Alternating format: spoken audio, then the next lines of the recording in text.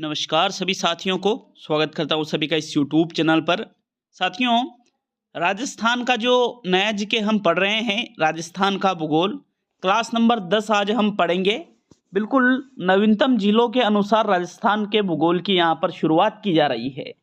तो मित्रों, जो क्लास नंबर 9 पे हमने ख़त्म किया था, बिल्कुल वहीं से क्लास नंबर 10 को स्टार्ट कर रहे हैं।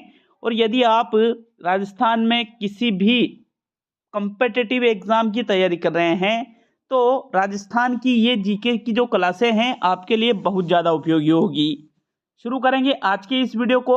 हम राजस्थान की जो नदियां हैं इनको पढ़ रहे थे। क्लास नंबर जो 9 है साथियों, इसमें हमने अरब सागरीय अपवा तंत्र के बारे में 2 नदियों को हमने पढ़ा था।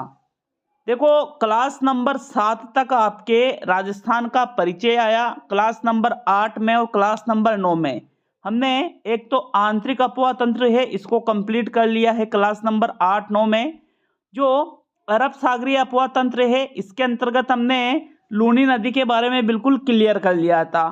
अब हम लूनी की सहायक नदियों के बारे में पढ़ने वाले हैं। उसमें मैंने नाम लिख दिया था कि लूनी की सहायक नदियाँ कौन कौन सी है। मित्रों, अगर हम देखें लूनी नदी की सहायक नदियों के बारे में, तो देखो ये जो लूनी नदी है, लूनी नदी आपके अजमेर ज़िले की नाग पहाड़ जो है यहाँ से इसका उद्गम होता है। और अजमेर ज़िले के बाद में ये बहती बहती आपके जालोर से जालोर में नहीं है वर्तमान में, तो साचोर ज़िले से आगे निकल जाती है। अगर इसकी सहायक नदियों की बात करें तो एक तो ये जोजरी नदी इधर से आ रही है, फिर यहाँ पर बांडी नदी है, लीलड़ी नदी है, मीटड़ी नदी है, सूकड़ी नदी है, फिर जवाई नदी भी इसकी एक सहायक नदी है, खारी नदी इसकी सहायक नदी है, सागी नदी एक आपके इसकी सहायक नदी है। तो साथियों, ये आपके लूनी की सहायक नदियां हैं, इनके बारे में आज हम पढ़ रहे हैं। और देखो एक चीज़ विशेष कि सभी नदियां आपके इस तरफ से है, सहायक नदियां लूनी की, किंतु ये जोजरी नदी इस तरफ से आ रही है, तो इसके बारे में विशेष तौर पे पढ़ेंगे। देखिए, लूनी नदी की जो सहायक नदियां हैं उनके बारे में हम देखते हैं। लूनी की कौन कौन सी सहायक नदियां हैं। जो पहली नदी आती है लूनी की सहायक नदी, वो है आपके बांडी नदी। बांडी नदी की अगर हम बात करें तो पाली की जो पहाड़ियाँ हैं साथियों, पाली जिले में ही स्थित होगी पाली की पहाड़ियाँ, यहाँ से इसका उद्गम होता है। कौन सी नदी की बात की जा रही है यहाँ पर? बांडी नदी की। ये देखिएगा, पाली जिला जो है यहाँ से बांडी नदी, ये आपके रहा पाली जिला। और यहाँ से ये जो आपके नदी दिख रही है ये है बांडी नदी, जो आगे जाकर जोधपुर ग्रामीण जो जिला है वर्तमान में, यहाँ पर लूनी नदी में मिल जाती है। तो मित्रों, बात करेंगे बांडी नदी की। बांडी नदी का उद्गम क्षेत्र याद रखना है, पाली की पहाड़ियाँ, पाली से इसका उद्गम होता है। इसका बहाव क्षेत्र पाली जिले के साथ ही आपके जोधपुर ग्रामीण जिला है, जोधपुर ग्रामीण जिला, पाली जिला और जोधपुर ग्रामीण जिला इसका बहाव क्षेत्र है। जोधपुर ग्रामीण जिले में ये जो है बांडी नदी, ये लूनी नदी में मिल जाती है। मित्रों, बांडी नदी पर एक बांध भी बना हुआ है जिसका नाम है हेमावास बांध।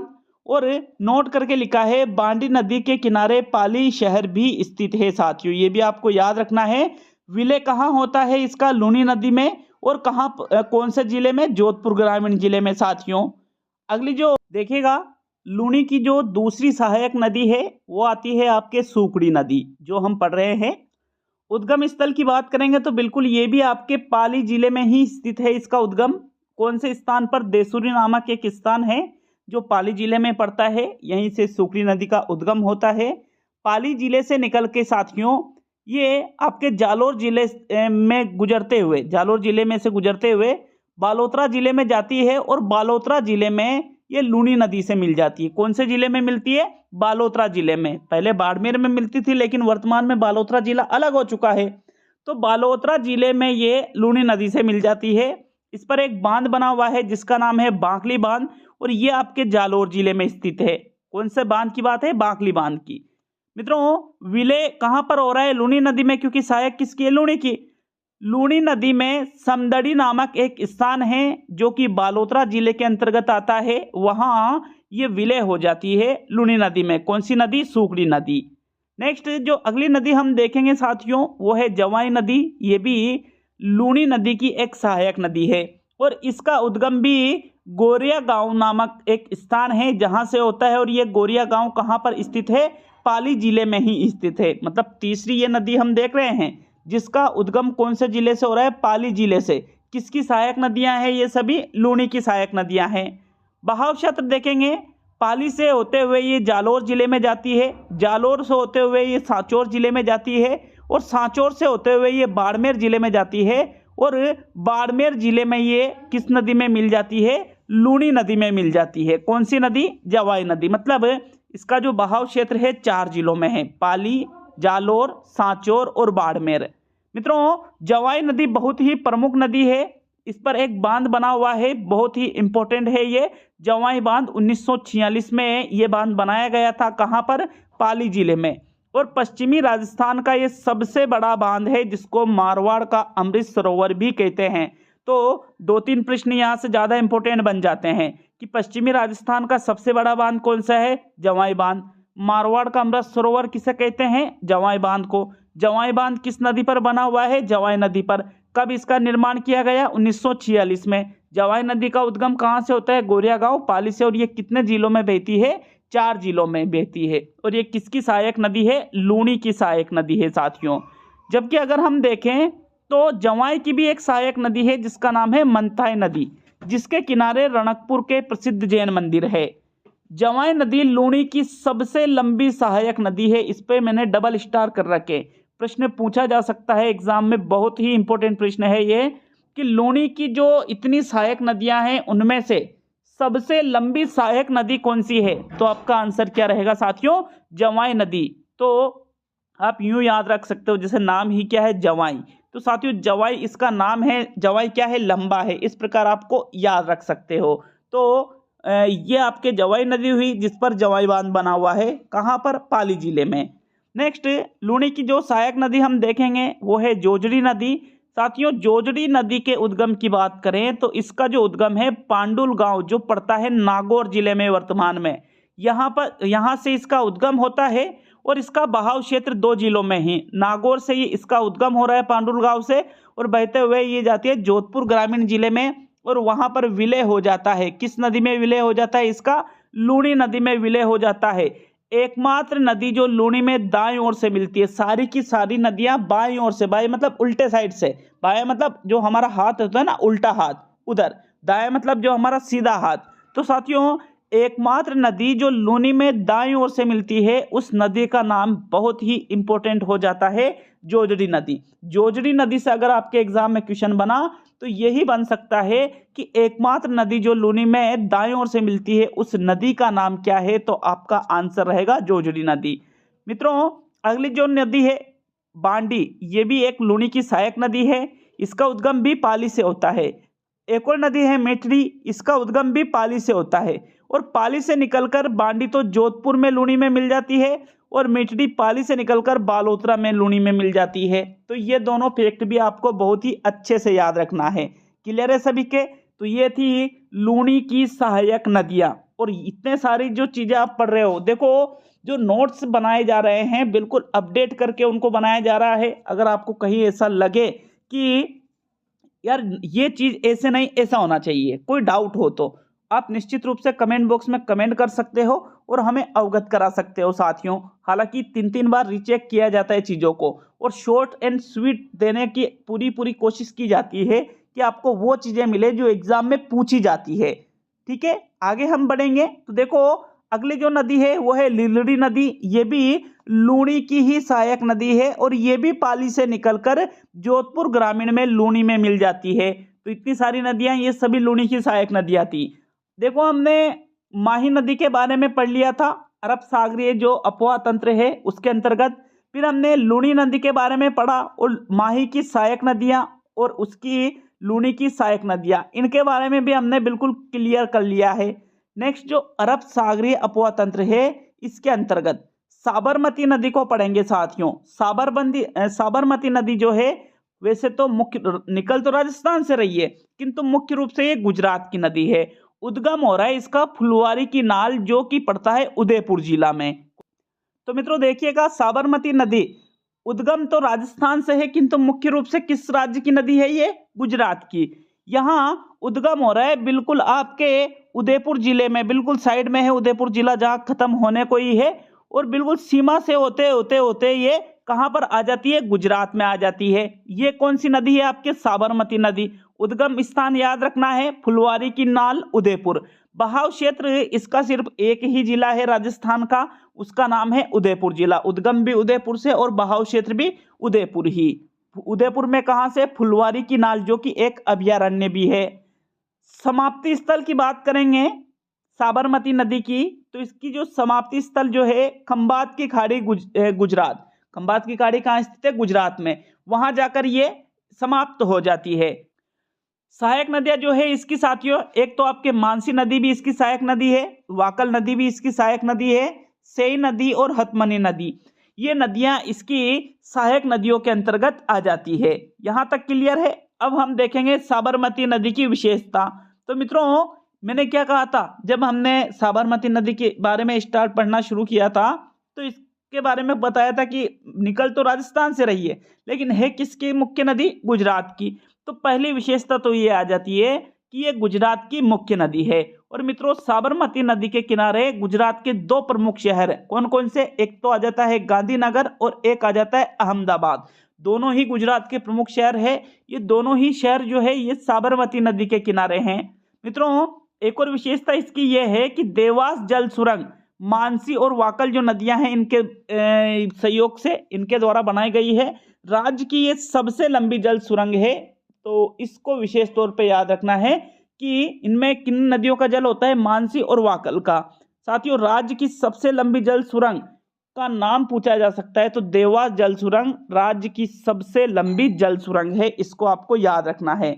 यह हुई आपके कौन सी नदी, साबरमती नदी। नेक्स्ट हम देखेंगे पश्चिमी बनास नदी जो अरब सागरीय अपवाह तंत्र की एक बहुत ही महत्वपूर्ण नदी है।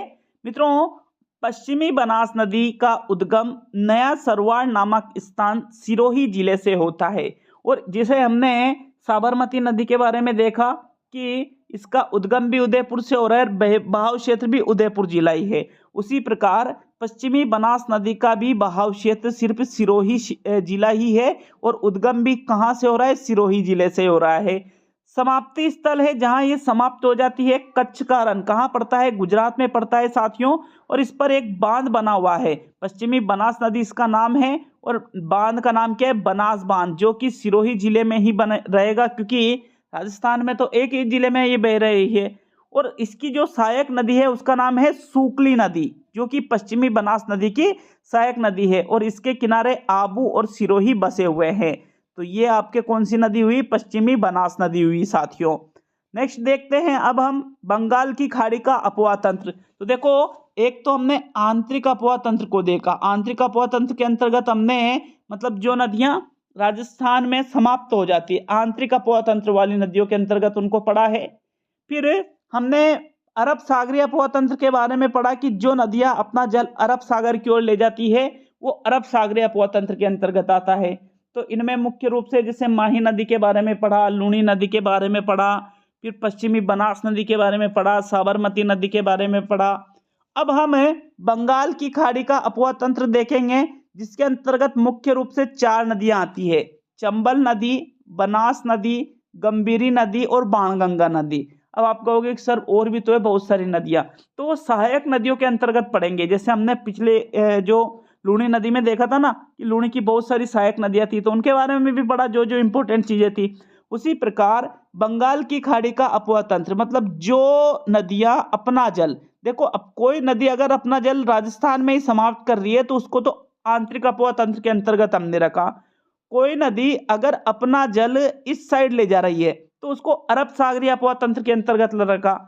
और अगर नदियां अपना जल इस साइड ले जाएगी, ठीक है, पूर्व की ओर, तो साथियों वो रहेगा आपके बंगाल की खाड़ी का अपवाह तंत्र। इस चीज को क्लियरली समझ लो सब। और इसके अंतर्गत मुख्य नदियां कौन कौन सी, चंबल नदी, बनास नदी, गंभीरी नदी और बाणगंगा नदी।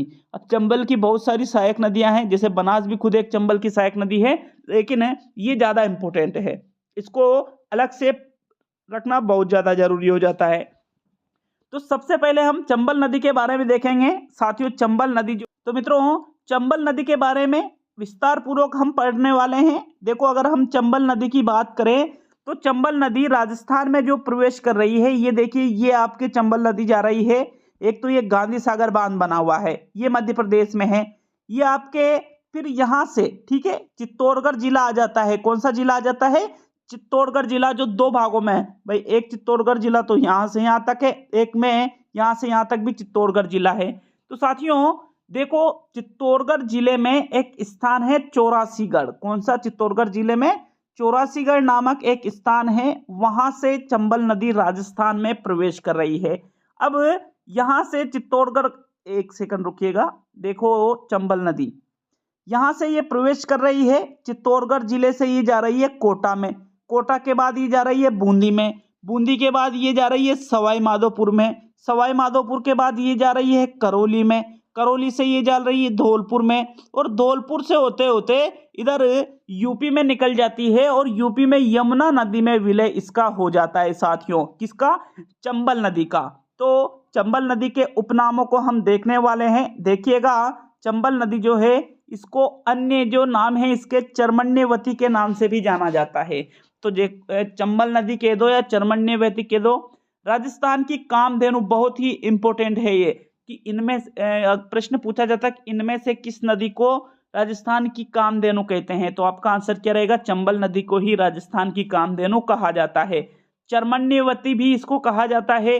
इसको नित्यवाही या 12मासी, नित्यवाही मतलब जो सदा वाहित होती रहती है, मतलब सदा बहती रहती है, या 12 महीने जो बहती रहती है। तो मित्रों, ये सभी जो उपनाम हैं, ये कौन सी नदी के उपनाम हैं? चंबल नदी के। उद्गम इसका जो है जानापाव की पहाड़ियां, महू नामक एक स्थान है मध्य प्रदेश में, वहां पर है जानापाव की पहाड़ियां। उद्गम स्थल याद रखना है, प्रश्न पूछे जाते हैं। जो भी चीजें आप पढ़ रहे हो, सारी की सारी चीजें, इनमें से कोई यूं नहीं है कि यार यही ज्यादा इंपॉर्टेंट है, सारी की सारी चीजें इंपॉर्टेंट ही है, क्योंकि आपको वो चीजें जो आती ही नहीं, एग्जाम में पूछते ही नहीं है, उनको नहीं पढ़ा रहा हूँ, उन्हीं चीजों को अधिकतर मैं ला रहा हूँ जो एग्जाम में पूछी जाती है। तो मित्रों, चंबल नदी का उद्गम जानापाव की पहाड़ियां, महू मध्य प्रदेश से है, और राज्य में प्रवेश मैंने अभी आपको बताया था कि चौरासीगढ़ नामक एक स्थान है जो कि चित्तौड़गढ़ जिले में पड़ता है, यहां से ये राजस्थान में प्रवेश करती है। अभी हमने इसका बहाव क्षेत्र देखा था कि सबसे पहले चित्तौड़गढ़ जिले में चौरासीगढ़ नामक स्थान है, वहां से प्रवेश कर रही है, तो चित्तौड़गढ़ जिला। फिर चित्तौड़ से जाती है कोटा जिले में, कोटा से बूंदी, बूंदी से सवाई माधोपुर, सवाई माधोपुर से करौली, करौली से धौलपुर, और धौलपुर उधर लास्ट सबसे पूर्वी जिला है। फिर धौलपुर के बाद में ये कहाँ चली जाती है? यूपी में इटावा नामक एक स्थान है यूपी में, वहां पर ये यमुना में मिल जाती। कौन सी नदी मिलती है साथियों? चंबल नदी। तो ये जिले आपको याद रखने हैं, भाव क्षेत्र, क्योंकि चंबल नदी बहुत ही इंपॉर्टेंट है, यहाँ से प्रश्न बहुत बार पूछ लिए गए हैं। समाप्ति स्थल यमुना नदी में इटावा यूपी, ये आपको बता दिया था। देखो, चंबल नदी की विशेषता हम देखने वाले हैं।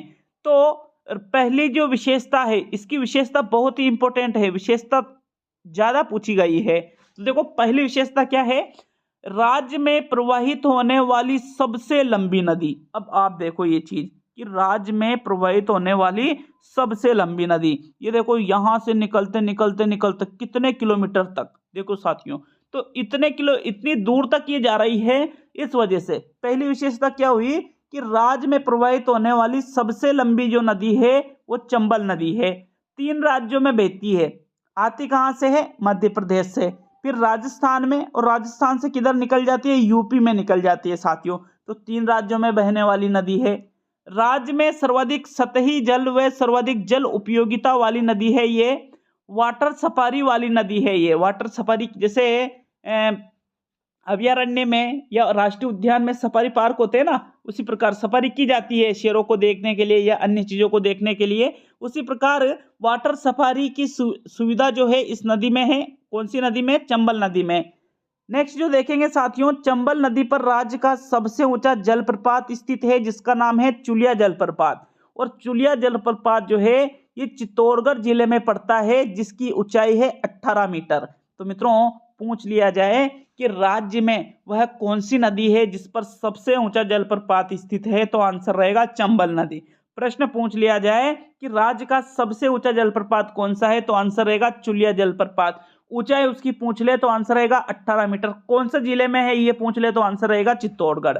साथियों, चंबल नदी के किनारे कोटा शहर स्थित है, और केशोरायपाटन, जो केशोरायपाटन शहर है बूंदी जिले में ये पड़ता है, ये भी चंबल नदी के किनारे ही स्थित है। चंबल की सहायक नदियों की अगर हम देखें तो बनास नदी, काली सिंध नदी, पार्वती नदी, बामनी नदी, सीप नदी, मेज नदी, चाकण नदी और शिप्रा नदी, ये सभी नदियां चंबल की सहायक नदियां हैं, जिनमें से अधिकतर अगर चंबल की सहायक नदियों से संबंधित प्रश्न आते हैं तो एक तो बनास नदी, ये तो बहुत ही ज्यादा इंपॉर्टेंट है।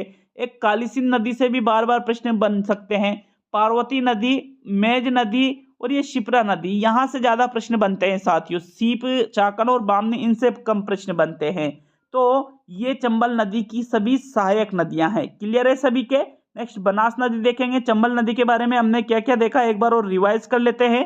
चंबल नदी में सबसे पहले हमने अन्य नाम देखे कि भाई इसके और अन्य क्या क्या नाम है, तो चर्मण्यवती भी देखा, राजस्थान की कामधेनु भी देखा, नित्यवाही या बारहमासी भी इसको कहते हैं। उद्गम कहाँ से हो रहा है? जाना पाओ की पहाड़ियां, महू मध्य प्रदेश से। राज्य में प्रवेश चौरासीगढ़ चित्तौड़गढ़ जिले में ये पड़ता है। कितने जिलों में बह रही है? 6 जिलों में, चित्तौड़, कोटा, बूंदी, सवाई माधोपुर, करौली और धौलपुर। समाप्ति स्थल कहाँ हो रहा है? यमुना नदी में, इटावा यूपी जो एक स्थान है वहां पर। विशेषता क्या क्या देखी कि राज्य में प्रवाहित होने वाली सबसे लंबी नदी, पहली चीज 3 राज्यों में बहती है। कौन कौन से? MP, Rajasthan, UP. फिर देखा हमने कि राज्य में सर्वाधिक सतही जल व सर्वाधिक जल उपयोगिता वाली नदी भी है, ये वाटर सफारी वाली नदी है ये। और इस पर सबसे ऊंचा जलप्रपात भी स्थित है, जो चुलिया जलप्रपात है, जिसकी ऊंचाई है 18 मीटर और ये पड़ता है कौन से जिले में? चित्तौड़गढ़ में। और इसके किनारे 2 शहर स्थित है, केशोरायपाटन, और केशोरायपाटन तो बूंदी जिले में पड़ता है, और एक और कौन सा है? कोटा। और इसकी सहायक नदियों के बारे में क्या क्या है? एक तो बनास है, काली सिंध है, पार्वती है, बामनी है, सीप है, मेज है, चाकण है और शिप्रा है। तो बनास नदी को हम देखेंगे, आज की ये लास्ट नदी है। बाकी की जो नदियां बची हुई है, नदियों का जो टॉपिक है ये आपके कल पूरा हो जाएगा। तो ये बड़े बड़े टॉपिक है, कम से कम यूं मान के चलो 3 से 4 दिन की जो क्लासेज आती है, रेगुलर क्लासेज आ रही है। ऐसा नहीं है कि भाई बीच में गैप दिया जा रहा है, रेगुलर क्लासेज आ रही है। और आज तो 11 बजे के लगभग आपके एक टेस्ट भी आएगा साथियों, तीसरा टेस्ट रहेगा राजस्थान जीके का, उसको जरूर अटेंड करिएगा। देखो बनास नदी जो कि चंबल की एक सहायक नदी है, चंबल नदी जो है उसकी एक सहायक नदी है बनास नदी, जिसका अन्य नाम क्या है? वन की आशा या वर्णाशा। तो पूछा जाता है, बहुत ही इंपॉर्टेंट है ये नाम, कि वन की आशा किस नदी को कहते हैं? बनास नदी को। वर्णाशा कह दो या वन की आशा, बात एक ही है। वशिष्ठी के नाम से भी इसको जानते हैं साथियों, बनास नदी को। उद्गम की बात करेंगे तो खमनोर की पहाड़ियां, राजसमंद से इसका उद्गम होता है। कहां से? खमनोर की पहाड़ियां, राजसमंद। विशेष तौर पे याद रखना है, बनास नदी का उद्गम स्थल और जो चंबल नदी है इसका उद्गम स्थल। खास तौर पे बनास का तो याद रखना ही रखना पड़ेगा, क्योंकि यहां से प्रश्न बहुत ज्यादा बन चुके हैं। तो खमनोर की पहाड़ियां जो कि राजसमंद जिले में पड़ती है, यहीं से बनास नदी का उद्गम होता है। अब देखो ये रहा आपके कौन सा जिला? राजसमंद जिला। साथियों राजसमंद जिले में यहाँ पर है ये बनास नदी, खमनोर की पहाड़ियों से उद्गम हुआ इसका, राजसमंद जिले में बहती हुई ये कौन से जिले में चली आती है? राजसमंद के बाद में ये चित्तौड़गढ़ जिले में, फिर भीलवाड़ा जिले में, फिर आपके इधर शाहपुरा जिले में, शाहपुरा के बाद केकड़ी जिले में, केकड़ी के बाद टोंक जिले में, टोंक के बाद सवाई माधोपुर जिले में। और ये सवाई माधोपुर जिले में कौन सी नदी में मिल जाती है? चंबल नदी में मिल जाती है। तो ये रहा इसका बहाव क्षेत्र, जो कि हमने यहाँ पर लिखा है, राजसमंद जिला, चित्तौड़गढ़ जिला, भीलवाड़ा जिला, शाहपुरा जिला, केकड़ी जिला, टोंक जिला और सवाई माधोपुर जिला। तो देखो एक चीज विशेष रूप से क्या है, टोंक जिला एक बार और चेक कर लेते हैं। टोंक जिला बिल्कुल टोंक जिले के अंतर्गत ये आती है। तो एक चीज क्या है, जैसे मैंने कहा ना कि जो जो चीजें अपडेट हुई है बिल्कुल उसी के अनुसार, जैसे शाहपुरा और केकड़ी ये 2 नए जिले हैं। तो पहले शाहपुरा और केकड़ी जिले आपको क्या जिले बने ही नहीं थे, तो हमने इन चीजों को पढ़ा नहीं था। तो इन चीजों को पढ़ना बहुत ज्यादा जरूरी हो जाता है। बहाव क्षेत्र इसका राजसमंद, चित्तौड़गढ़, भीलवाड़ा, शाहपुरा, केकड़ी, टोंक और सवाई माधोपुर। मतलब जो चंबल नदी तो 6 जिलों में ही बह रही थी, किंतु ये जो बनास नदी है ये तो 7 जिलों में बह रही है साथियों। तो बहाव जो है इसका 7 जिलों में है। समाप्ति स्थल रामेश्वर नामक एक स्थान है सवाई माधोपुर में, वहां पर ये जाकर चंबल नदी में मिल जाती है। विशेषता देखेंगे साथियों बनास नदी की, तो पूर्णतः राज्य में बहने वाली सबसे लंबी नदी। अब देखो लॉजिक क्या है कि यूं प्रश्न आ जाए कि राजस्थान की सबसे लंबी नदी, तो फिर आपका आंसर रहेगा चंबल नदी। किंतु अगर यूं पूछ लेना कि पूर्ण रूप से राज्य में बहने वाली सबसे लंबी नदी या पूर्णतः राज्य में बहने वाली सबसे लंबी नदी, तो फिर आपका आंसर चेंज हो जाएगा, वो रहेगा आपके बनास नदी। आंसर क्या हो जाएगा फिर आपका बनास नदी, क्योंकि ये राजस्थान से ही निकलकर सवाई माधोपुर में खत्म हो रही है। तो मतलब राजस्थान से राजस्थान में खत्म हो रही है, लेकिन खत्म होने का मतलब यूं है कि इसका विलय हो रहा है चंबल नदी में। आंतरिक प्रवाह की नदी तो है नहीं कि भाई खत्म हो रही है। तो साथियों पूर्ण रूप से अगर पूछ ले तो याद रखना है, पूर्ण रूप से राजस्थान में बहने वाली सबसे लंबी नदी कौन सी है? बनास। सर्वाधिक जल ग्रहण क्षेत्र वाली नदी, देखो जल भराव अलग चीज है, जल ग्रहण अलग चीज है। सर्वाधिक जल ग्रहण पूछ लिया जाए तो फिर आपका आंसर बनास नदी रहेगा, और सर्वाधिक जल भराव पूछ ले तो फिर आपका आंसर चंबल रहेगा।